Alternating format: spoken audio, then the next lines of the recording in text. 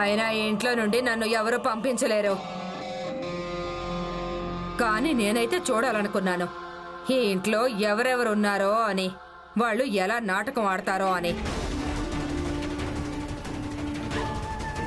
అలాగే మీరంతా తెలుసుకోండి, రమ లాంటి పనికి మాలిన కోడలు ఎలా అవుతుందంటే అత్తవారిల్లు పనికి మాలింది అయినప్పుడు. పూర్తిగా పనికి మాలింది.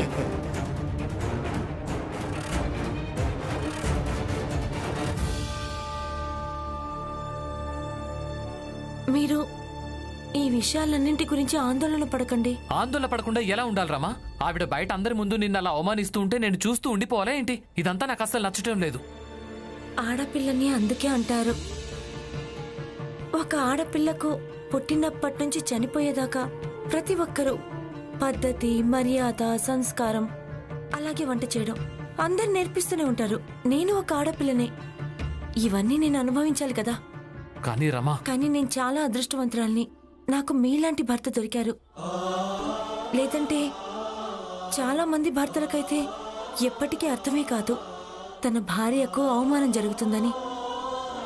మీకైతే బాధ అనిపిస్తుంది, నా దృష్టిలో ఇదే ఎక్కువ. మీరు ఇవన్నీ వదిలేయండి. మీరు చెప్పండి, ఈరోజు కాలేజీలో ఏమైంది? నీకు చాలా మంచి భర్త దొరికాడు కదా, మీ ఇద్దరి మధ్య నేను మనస్పర్ధలు సృష్టిస్తాను.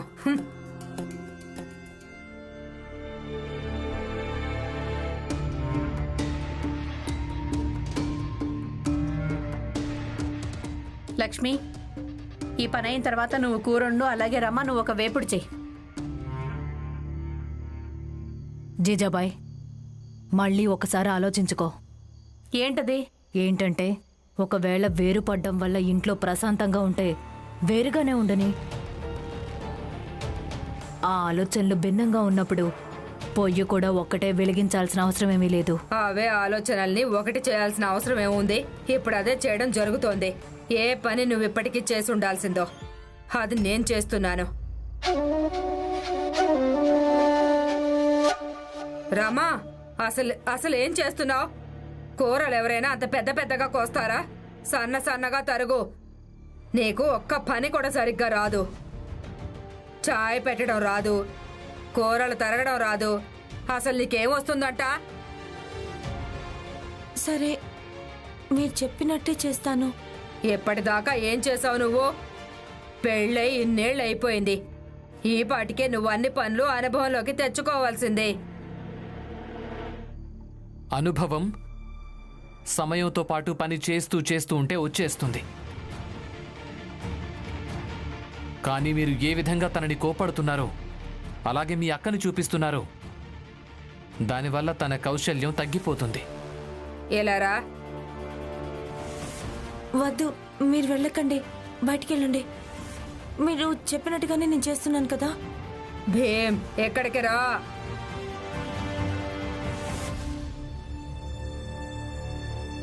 ఏంటి, ఏమైంది చెప్పండి. నాకు 4 కొడుకులున్నారు. వాళ్ళని ఎప్పుడూ కూడా నేను ఎలాంటి విద్యాలయానికి పంపించలేదు. అయినా వాళ్ళు తెలివైన వాళ్లే. ఆడవాళ్ల విషయాలేవో మగవాళ్ల విషయాలేవో వాళ్ళకి చాలా బాగా తెలుసు. ఇక నువ్వు ఏమీ అర్థం చేసుకోవు, నేరుగా వంటగదిలోకి దూసుకొస్తావు. తెలివి ఎలాగూ లేదు, సిగ్గు కూడా లేదా?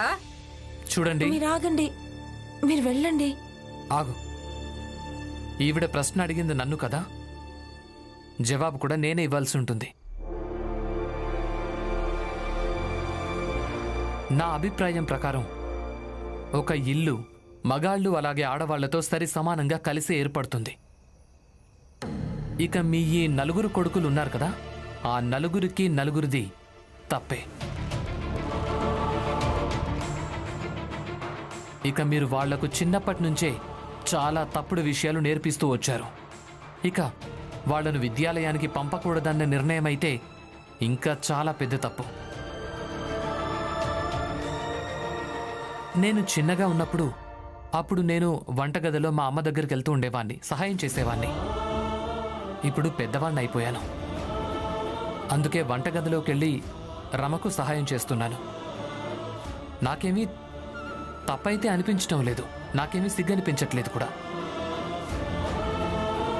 ఇక అర్థం చేసుకోవటం గురించి అంటారా, నాకు అర్థమయ్యేది ఒకటే, భార్యాభర్తలు స్నేహితుల్లా ఉండడం మంచిది అని. భీమ్, మిగతా వాళ్లతో పొగరుగా మాట్లాడినట్టుగా నువ్వు మా వదినతో కూడా అలాగే మాట్లాడతావా? నేనేం పొగరుతో మాట్లాడడం లేదు, కేవలం ఆవిడకు చెప్తున్నానంతే. మీరు రమకు తప్పకుండా చెప్పండి, వివరించండి కూరలు సన్నగా ఎలా తరుగుతారు. కానీ ఇంకెప్పుడు నా భార్యను ఈ విధంగా మాత్రం కోప్పడకండి.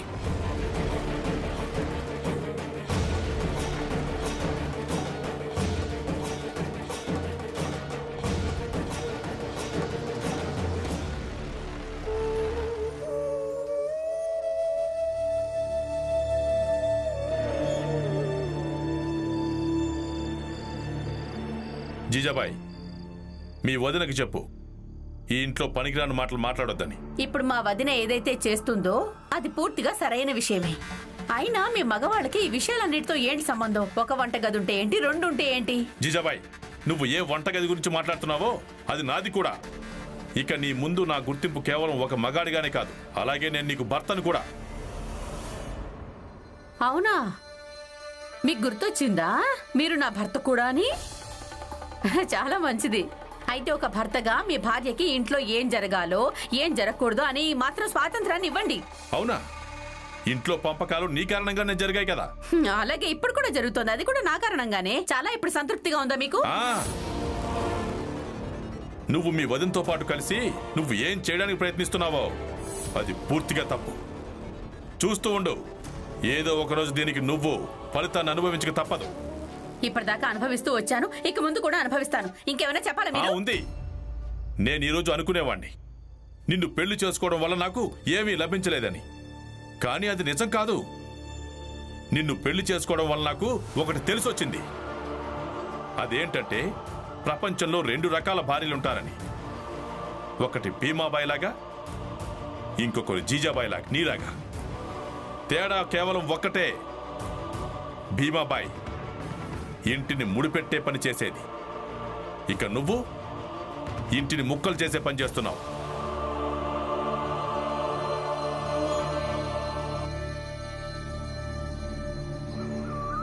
రమా, రమా లే, రమా, అరే నిన్నే లేమంటుంటే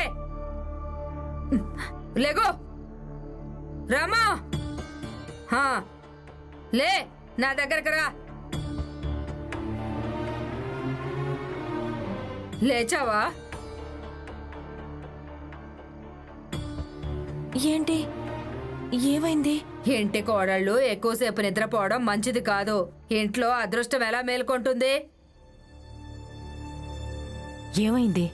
ఇంకా తెల్లారనే లేదు, ఎవరూ లేవలేదు కూడా. మిగతా వాళ్ళతో నాకేంటి సంబంధం? నాకు కేవలం ఇంటి కోడళ్లతోనే సంబంధం. నేను ఇంటి క్షేమం కోసమే ఇదంతా చేస్తున్నాను. అయితే అక్కయ్య గారు ముందుగా మీరు లక్ష్మిని లేపుండాల్సింది కదా, కానీ లేపలేదు. మీరు రమానే లేపుతున్నారు. ఎందుకంటే మీకు రమ అంటే చిరాకు, అందుకే మీరు రమాను ఇబ్బంది పెడుతున్నారు. అంటే మీ ఉద్దేశం ఏంటి? లక్ష్మి ఇంకా రమ ఇద్దరిది తప్పైతే ముందుగా లక్ష్మిని దారిలో పెట్టాలి, తర్వాత రమను దారిలో పెట్టాలనా? అసలు దారిలో పెట్టడం ఎప్పుడైనా ఎక్కడి నుంచైనా మొదలు పెట్టచ్చు. ఇదిగో చీపురు, వెళ్ళి ఇల్లు శుభ్రం చేయి. తీసుకో. జిజాబాయ్, జిజాబాయ్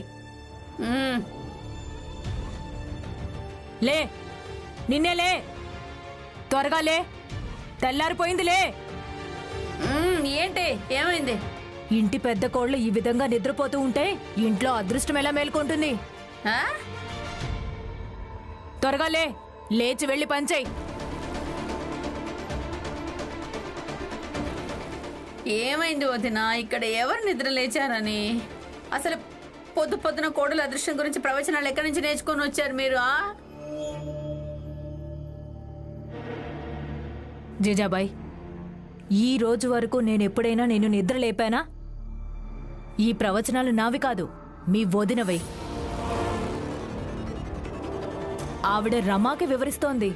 అందుకే నాకేమనిపించిందంటే నువ్వు కూడా ఇంటి కోళ్ళవే కదా, అందుకే నేను కూడా నీకు కొంచెం వివరించాలనిపించింది. ఇకలే, త్వరగా లే.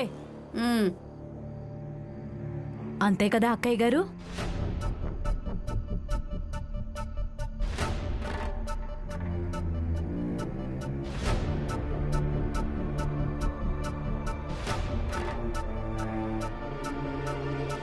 చూడండి అక్కయ్య, మీరు ఏదైతే అత్తాకోడలు ఆట ఆడుతున్నారో ఆ ఆటలు నాకు బోలెడన్ని వచ్చు.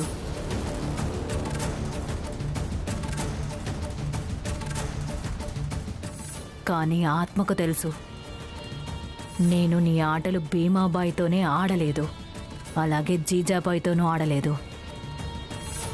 కానీ ఒకవేళ మీరు ఈ ఇంటిని మైదానంగా మార్చాలనుకుంటే నాకు ఈ ఆటలు ఆడడం కూడా తెలుసు, అలాగే ఆటలు ఆడతాను కూడా. అందుకే ఇక నుంచి ఆలోచించుకోండి.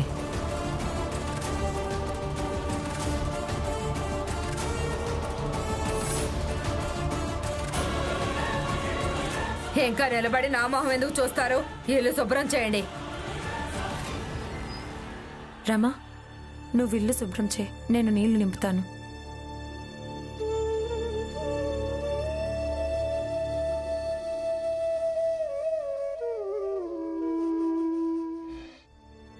రమా,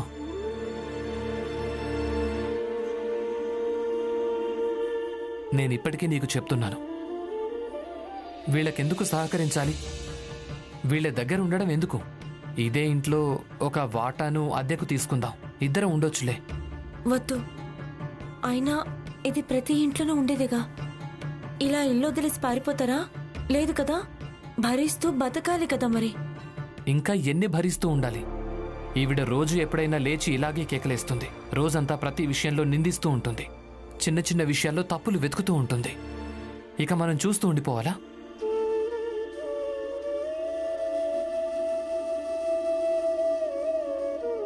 భీమ్రావ్ అంబేద్కర్,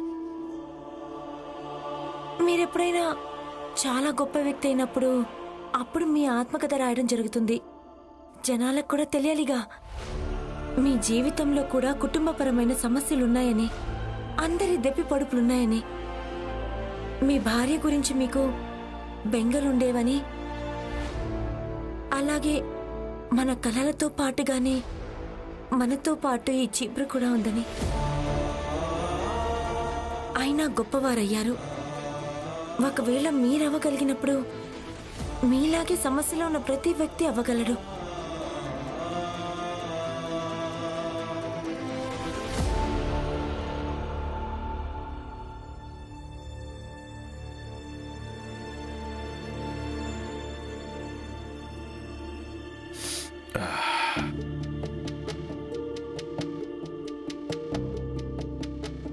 రమా,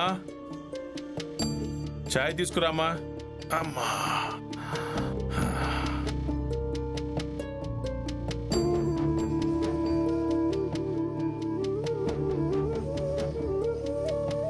ఇవ్వమ్మా.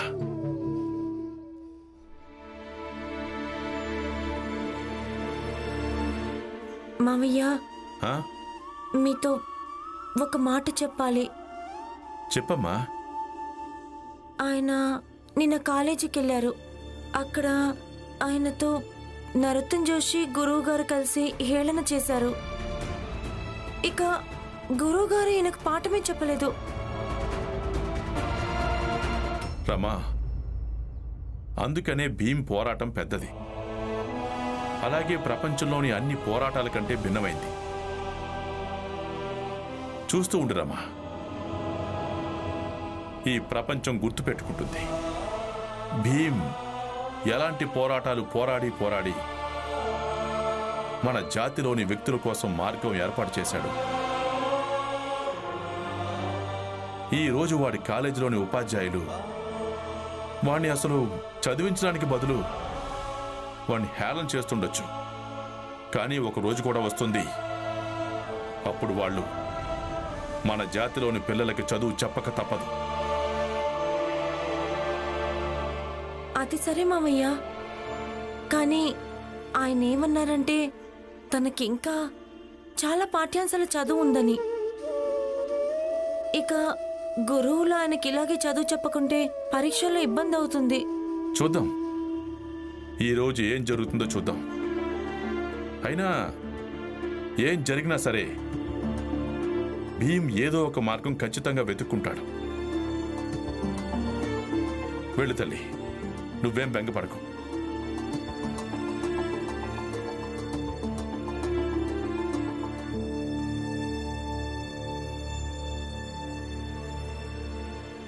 మీ జీవితంలో కూడా కుటుంబపరమైన సమస్యలున్నాయని, అందరి దెబ్బ పొడుపులున్నాయని, మీ భార్య గురించి మీకు కూడా బెంగలుండేవని, అలాగే మన కలలతో పాటుగానే మనతో పాటు ఈ చీపురు ఉందని.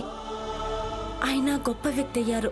ఇక ఒకవేళ మీరవ్వగలిగితే మీలాగే సమస్యలో ఉన్న ప్రతి వ్యక్తి అవ్వగలడు. ఈ రమ అసలు భీమ్ కాలేజ్కి వచ్చేశాడు. వెళ్ళి అందరికి చెప్పేస్తాను.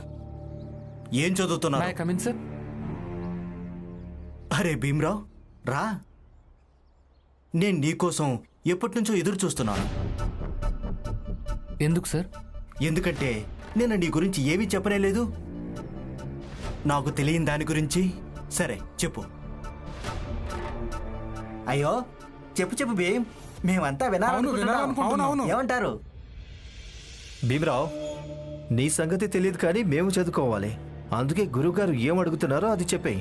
చూడండి సార్, నేను నిన్నటి నుంచి మీకు విజ్ఞప్తి చేసుకుంటున్నాను, ఈ విధంగా సమయం వృధా చేయొద్దని. అయినా మీరు అలాగే చేస్తున్నారా? ఈ నరోత్తమ్ జోషి అలాగే తన స్నేహితులు వీళ్ళంతా అలా చేయగలరు ఎందుకంటే వీళ్ళంతా ఉపాధ్యాయులు కాదు. నాకు చదువు చెప్పడం వీళ్ళ బాధ్యత కాదు, కానీ నాకు చదువు చెప్పడం మీ బాధ్యతే కదా. అలాగే మీ దగ్గర చదువుకోవడం నా హక్కు. మీకు దండం పెడతాను సార్, మీరు అలా చేయకండి. మీరు మీ బాధ్యతను నెరవేర్చండి. చూడు, ఇది చిన్న విషయమే కదా. నీ గురించి నాకేం తెలీదు, అది చెప్పు చాలు. నువ్వు ఈ మాత్రం చెప్పావంటే నీ హక్కును నేనే రక్షిస్తాను. అలాగే నా బాధ్యతను కూడా నెరవేర్చుకుంటాను. సార్, బహుశా మీకు నా గురించి ఇది తెలియదనుకుంటాను, లేకపోతే తెలుసుండి కూడా ఇదంతా చేస్తున్నారేమో. నేను చదువుకోవడం కోసం, అలాగే నా హక్కు పొందడం కోసం ఏమైనా చేయగలనని, ఎంతకైనా తెగించగలనని. ఇప్పుడు తప్పనిసరి నేను ప్రిన్సిపల్ ఆఫీస్కి వెళ్లాల్సి ఉంటుందైతే.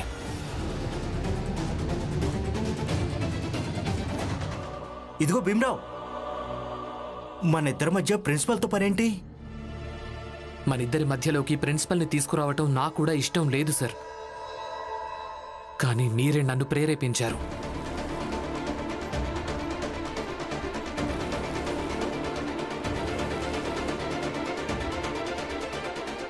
ఒకవేళ వీడు నిజంగానే ప్రిన్సిపల్ దగ్గరికి వెళ్ళాడంటే? వెళ్ళనివ్వండి సార్. ధర్మానికి చెందిన పోరాటం. ఇక ధర్మం లాంటి అతి ముఖ్యమైన ఇంత పెద్ద పోరాటంలో ప్రిన్సిపల్కి భయపడడం మంచిది కాదు. అది సరే, కానీ నా ఉద్యోగం, దాని మాట ఏంటి?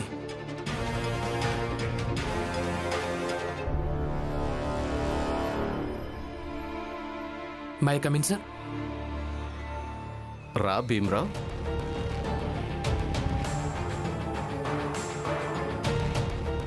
నీకు మళ్ళీ ఏదో సమస్య వచ్చి ఉంటుందని నాకు అర్థమైంది, అందుకే వచ్చాను. ఏం జరిగిందో చెప్పు. సార్,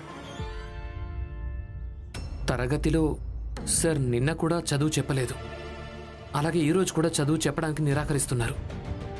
మీరు ఒకసారి వచ్చి చూడండి సార్. పద.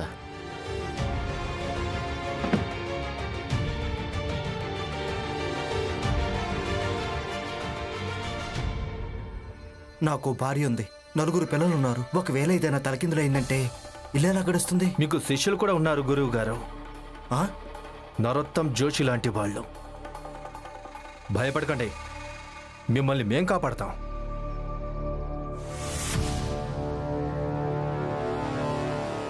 నేను వింటున్నది ఏంటి? స్టూడెంట్స్ టీచర్కి మధ్య ఏం జరిగినా కూడా స్టూడెంట్స్ ప్రిన్సిపల్ ఆఫీస్ దగ్గరికి వెళ్ళడం సరైంది కాదు. పద్మాకర్ గారు, ఏది సరైందో ఏది సరైంది కాదో అది మీరు నా మీద వదిలేయండి. ముందు ఇది చెప్పండి, మీరు ఎందుకు చదువు చెప్పడం లేదు? నేను సార్, చదువు చెప్పడానికి ఏమైనా ఉన్నప్పుడే కదా సార్ చదువు చెప్పేది. అంటే అంటే గురువు గారు సామాజిక శాస్త్రం కోర్స్ కంప్లీట్ చేసేశారు సార్.